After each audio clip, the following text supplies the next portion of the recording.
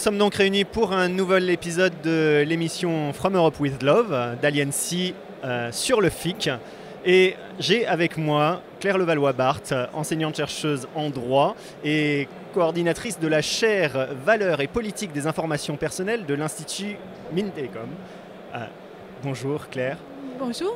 Vous venez sur le FIC et vous sortez tout juste d'une masterclass d'une heure consacrée à EIDAS et au portefeuille européen d'identité numérique. Alors, ce sont des sujets qui ne sont pas forcément très connus. Pourquoi êtes-vous venu ici porter la bonne parole sur ces sujets? Oui, effectivement, le portefeuille européen d'identité numérique et en règle générale les identités numériques, ce sont des sujets qui sont peu abordés, qui sont peu connus du grand public. Ils vont connaître les questions sur les données personnelles, la protection de la vie privée, mais pas forcément sur les identités numériques. En ce moment, on a quelque chose qui se prépare au niveau de l'Union européenne, qui est effectivement la révision de ce règlement EIDAS, qui est consacré à l'identification électronique, aux services de confiance qui entourent cette identification. Et en réalité, c'est un sujet sur lequel je travaille beaucoup avec mes collègues au sein de cette chaire de recherche de l'Institut Mines Télécom qui s'appelle la chaire Valeurs et politique des informations personnelles.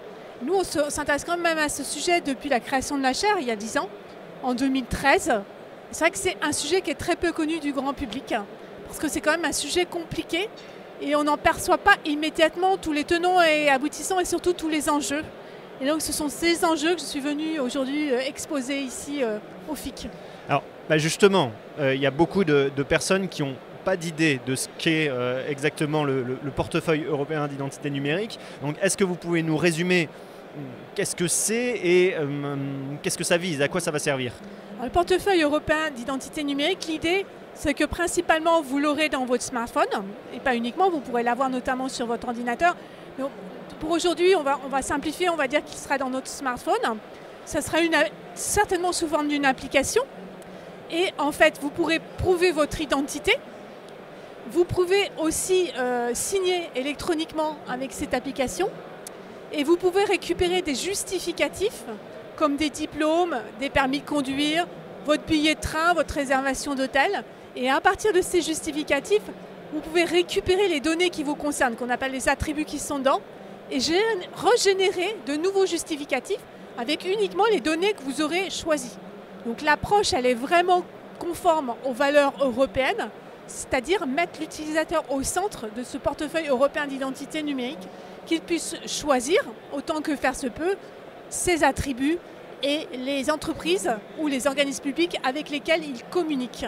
Alors ça donne la main effectivement aux individus et on sort de cette idée qui est souvent prévalente finalement d'une identité numérique qui serait monolithique, c'est tout ou rien quelque part et qui a tendance à stresser un peu pas mal de monde. Tout à fait. Alors ça c'est vraiment le point sur lequel toute l'équipe de recherche de la chaire vraiment focalise et sur lequel on met vraiment l'accent, c'est qu'on n'a pas une identité numérique et nous devons avoir des identités numériques.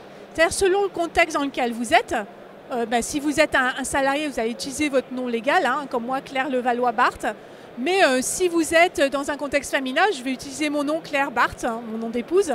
Et dans un autre contexte, Claire, tout simplement. Et un autre, encore un pseudo. J'aurais choisi mon pseudo. Et donc l'idée, c'est de conserver cette liberté de choix, cette liberté d'action.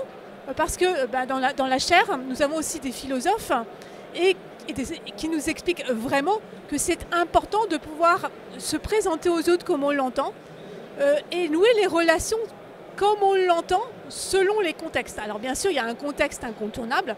Dans certains cas, on est absolument tenu de prouver notre identité, d'utiliser notre nom légal. Parce que ce portefeuille européen d'identité, il va me permettre aussi de signer, donc de conclure des contrats.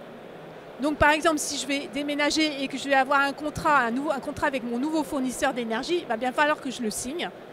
Et donc je le signerai bien sûr de mon nom légal. Donc ce qui est intéressant aussi, c'est de voir le timing avec lequel tout cela va se faire. Est-ce que vous pouvez nous en dire plus? Tout à fait. Donc en fait, ce portefeuille européen d'identité numérique, il ne part pas de rien, puisque quand on parle d'EIDAS, on a un premier règlement EIDAS qui a été adopté en 2014. Et donc cette proposition de règlement EIDAS 2 a été proposée par la Commission européenne en juin 2021. Donc on va se baser sur certains éléments du règlement de 2014, on va venir les modifier et on va venir en ajouter. Donc le portefeuille, il s'ajoute à ce règlement de 2014.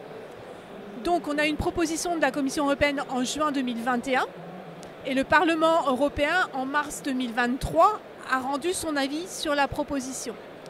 Donc là, on part en trilogue, c'est-à-dire que la Commission européenne, le Conseil de l'Union européenne, qui représente les États membres, et le Parlement européen, représenté par les députés européens, vont discuter, négocier, pour, a priori, avoir un règlement qui serait adopté en juillet 2023. S'il n'est pas adopté, ça va être reporté au calendrier grec, puisque les députés européens vont rentrer dans les élections. Les élections, en campagne électorale, à partir de septembre 2023. Donc s'il est adopté en juillet 2023, après, ce règlement, il n'a que les principes de base. Il faut les décliner dans ce qu'on appelle des actes d'exécution adoptés par la Commission européenne. De ce que j'en sais, les premiers actes d'exécution devraient être publiés en janvier 2024. Ensuite, vous avez des spécifications techniques. Vous avez des normes à adopter. Vous avez des certifications de cybersécurité. Vous avez plein de choses techniques. Il faut que tout ça fonctionne parce que c'est en France, mais aussi dans les autres États membres, et c'est à l'extérieur de l'Union européenne. Donc au mieux 2025, peut-être 2026.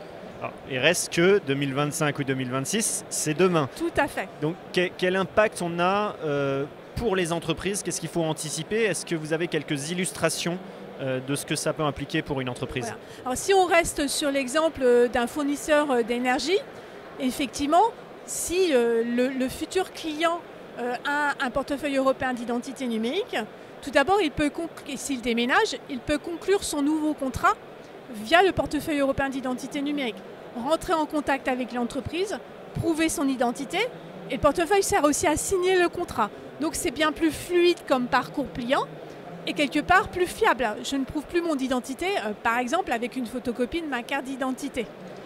Une fois que j'ai donc récupéré auprès de mon fournisseur d'énergie la première facture, j'ai un justificatif de domicile comme maintenant qui sera électronique et non plus papier. Je pourrais l'utiliser pour aller inscrire ma fille à la crèche, changer mon adresse de compte bancaire, etc. Mais surtout l'apport pour l'entreprise, l'entreprise va non seulement fournir la facture, mais l'utilisateur il peut lui demander de refaire de nouveaux justificatifs à partir des données qui sont dans la facture.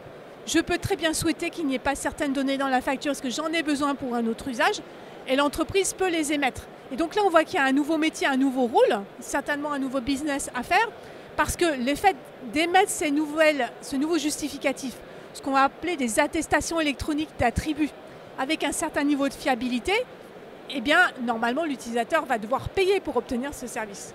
Alors effectivement, donc l'impact, on a un impact, on va dire, de fluidité de l'expérience client et de l'offre de service qui va aller avec. Tout à fait. Mais on a aussi ces potentiels nouveaux business models. Oui. Les organisations, les entreprises avec qui vous discutez, elles sont prêtes à ça? Non, pas du tout.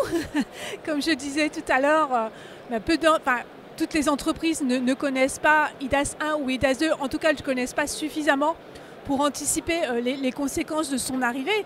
Ce qu'il faut voir aussi, c'est que si un concurrent permet au client de rentrer en relation avec ce portefeuille et que l'entreprise ne le fait pas, ça peut devenir un désavantage concurrentiel.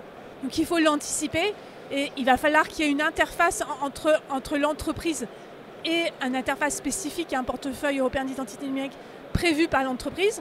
Et surtout l'entreprise, quand vous serez une entreprise qui voudra se fier au portefeuille de ses clients, il va falloir que vous vous déclariez en tant que tel, que vous donniez un certain nombre de données, que vous prouvez que vous êtes digne de confiance et vous serez sur une liste de confiance publique.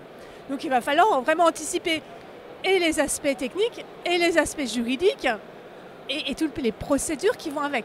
Oui, ça ne se change pas en 2 mois, donc là 2025-2026, il faut s'y mettre maintenant. Tout à fait. Dernière question. Cette identité numérique, elle pourrait exister pour les entreprises elles-mêmes? Exactement, ça concerne et les personnes physiques et les personnes morales, donc les identités de l'entreprise.